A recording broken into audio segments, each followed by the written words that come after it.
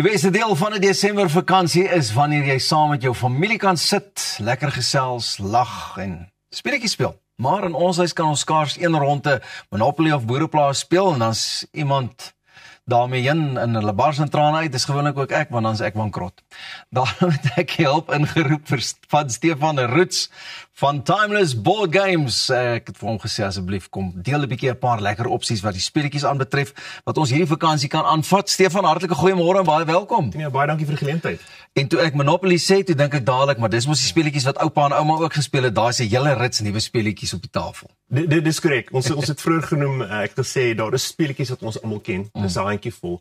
Maar in die afgelope 30 jaar het die industrie baie verander. En daar is nou 'n speletjie met elke liewe tema onder die son.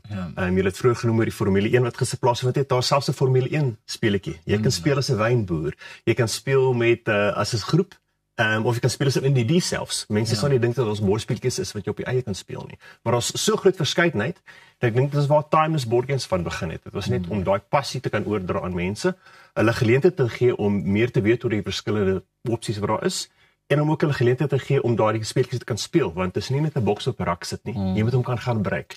Hoorie, maar daar is soveel speletjies deesdae, waarmee begin ou? Ek meen, obviously kyk jy seker eerstens na die ouderdom in jou familie, jy weet hoe jonkie kinders is of so, hoe meer volwasse dit is, hoe meer volwasse is die speletjies en dinge ook seker.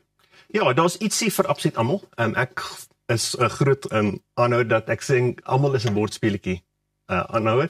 Hulle moet net die regte speletjie vind. Jy kan sê, wil ons 'n speletjie wat tussen twee gespeel word, 'n groep van 5 of 10 dalk, soek ons iets vir ouderdomme 13 en ouer, 15 minute speeltyd, of is dit intense ouens wat miskien wil sit vir 3 ure lank en hulle wil so 'n reëlboek lees. So daar is regtig ietsie vir absoluut almal, maar ek dink veral nou dat dit die feesseisoen is, die speletjies wat vir die jonger garde geskik is en ook die ouer mense, so die familiespeletjies. Lekker. En daar is 'n klomp speletjies wat hulle is eenvoudig genoeg vir kinders om te kan speel, maar is ook ingewikkeld genoeg vir ouers om saam te speel, dat hulle nie voel, maar dis eintlik 'n bietjie vervelig nie. Ek moet 'n bietjie terughou hierson nie. Jy moet maar jou beste voet vorentoe sit, want die kleintjies sal jou klop.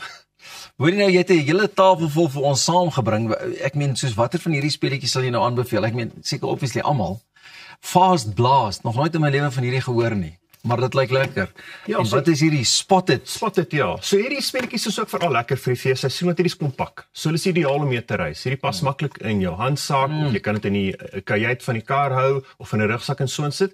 En jy het 'n klein oppervlak nodig. As jy nou miskien by 'n restaurant sit, jy wil 10 minute voor jy die kos kom, of jy sit in kamp en so aan. So hierdie is maar hoofsaaklik kaartspelletjies. Spotted werk wel amper so Snap, maar gebruik prentjies eerder as die gewone kaarte. En ons verskillende patrone daarop, soos die waar die kleintjies mee baie goed is, want hulle is baie goed met daardie patroonherkenning. Bananagrams speel amper so Scrabble, maar 'n spoed Scrabble.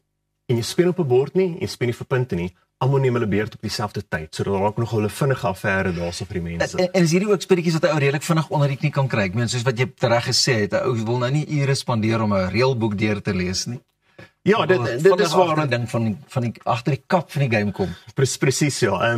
Daar's mense wat hierdie as baie ernstig opneem as 'n stokperdjie, en daar's ander ouens wat bietjie meer nie so betrokke is in die bordspeletjies nie. Maar ek hou van speletjies wat ek in 5 minute kan verduidelik en ons moet in 10 minute kan speel. Ja. Want dan kan jy 'n paar vinnige rondes agter mekaar kry en so sê mense voel nie ek moet nou 'n hele Saterdagmiddag afstaan om hier te kan speel nie. Moet jy as jy ook vinnig dink aan die digitale era en hoe die speletjies 'n digitale formaat verander het en die hele tyd ook beter word. Is dit dieselfde ook met bordspeletjies? Ek meen, hier is soveel bordspeletjies en ek soos hierdie het ek nie gedink is 'n bordspeletjie nie, maar jy het vir my gesê hierdie is een van die gewildstes. Ja, dit is baie innoverend. So ek sê, speletjies het baie verander van daai 5 of so titels wat ons geken het 30, 40 jaar terug.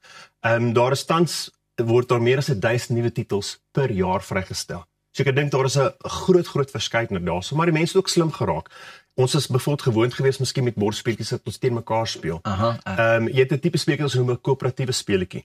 So jy moet eintlik as 'n span saamwerk om teen die spel self te speel, dat jy 'n spesifieke taak wat jy moet voltooi. So in plaas van 'n opponent te hê, is jou opponent eintlik die speletjie self. Sure. Nee, lyk vir my jy gaan ons dik aan die speel raak.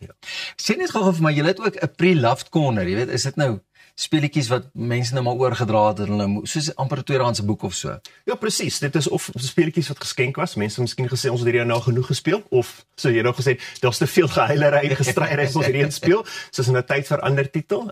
Of mense kan voel, weet jy wil jou speletjies skenk of jy kan hom verkoop en Ons weet natuurlik baie keer mense kan sensitief wees oor die pryse, so dis net 'n geleentheid om ietsie wat in 'n goeie toestand is te bekom teen 'n bietjie laer prys. Ek dink dit is iets van bordspeletjies wat mense nie noodwendig oorweeg nie, maar dit is vermaak wat herhaal. Want vandat jy aanvanklik die speletjie gekoop het, hoef jy nooit weer geld te spandeer nie. En dan kan jy jouself vermaak vir ure en ure na die tyd. Vir ons huis, ons speel baie Catan, soms tot 2 tot 3 keer per week. So ja, in vermaaklikheid is dit 'n baie goedkoop manier om jouself besig te hou. En dis ook daai speletjie wat vir generasie tot generasie kan gaan. Ek meen, ons praat nou van die ouer speletjies, maar deesdae ook met die nuwe speletjies. Ek en my ma het altyd hierdie speletjies saam gespeel, of hierdie speletjies sal my herinner aan 'n sekere tyd van die jaar. En dis tog immers wat 'n ou wil hê met bordspeletjies ook. Ja, dit is die verskillende ouderdom moet kan saam speel. Dit moet die kleintjies kan wees op hul eie, die volwassenes op hul eie, of dit moet ook geskik wees vir almal 'n bietjie saam te kan speel.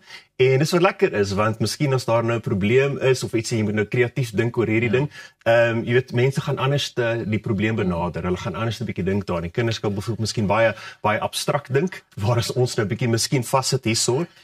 So dis lekker. Dit leer jou baie vaardighede ook, ja. So watter speletjies sal jy voorstel? Ons het dan nou gesels oor die weer wat 'n bietjie wispelturig is en baie reënweer wat voorspel word. So as jy nou nie kan uitdraf van die strand nie, watse bordspeletjies sal jy nou vir 'n gesin kan voorstel? Ek dink een van die klassieke speletjies is definitief Catan. Catan het nou sy 30 jaar herdenking gevier hierdie jaar en dit is die speletjie wat hy's klassiek want hy het basies die moderne bordspeletjie era afgeskop. En is geskik vir aller ouderdomme, baie groot pretspeletjie en jy kan selfs kompeteer en speel. Daar's 'n Suid-Afrikaanse en 'n wêreldkampioenskap vir hierdie een wat interessant is, ja. En Banana Grams is ook 'n gunsteling vir my want hy is letterlik ouderdomme 7 tot en met 99. Jy kan 2 spelers speel tot en met 7 op 'n slag. En dit help jou woordeskat met jou spelling ook. So dit is 'n groot pret een. Maar ek sê enig van die kompakte speletjies, baie van die kaartspeletjies, soos ek sê, hulle is vinnige speeltyd. Lekker. Dra met jou sak rond, so waar jy nou is, hy's maklik om saam met jou rond te dra. Waar gaan 'n ou vir julle in die hande kan kry? Waar kan 'n ou kom inloer? Hoe maak ons om 'n bordspeletjie in die hande te kry? Okay. So jy kan die webwerf besoek, timelessboardgames.co.za. Dan is daar ook die winkel in Eden waar jy 'n bietjie deurkom en bietjie miskien meer vra oor 'n speletjie wat geskik is. Jy kan dalk sê ek soek ietsie vir 2 tot 4 spelers, ouderdomme 10 of ouer, ietsie wat miskien binne 'n halfuur so sal speel. So wat jou voorkeur is, kom praat met ons sal vir jou aanbeveel. Nou ja, baie dankie vir die inloer. Ek is seker ons gaan sommer nou inderhaas na die winkels toe gaan om vir ons 'n bordspeletjie te kry, vars nuwe bordspeletjie. Bly ingeskakel want net hierna gesels ons oor Back a Buddy en ek seker jy wil nader sit en sommer daai volume ook 'n bietjie vinniger en hoër maak aan jou kant om meer hiervan uit te vind.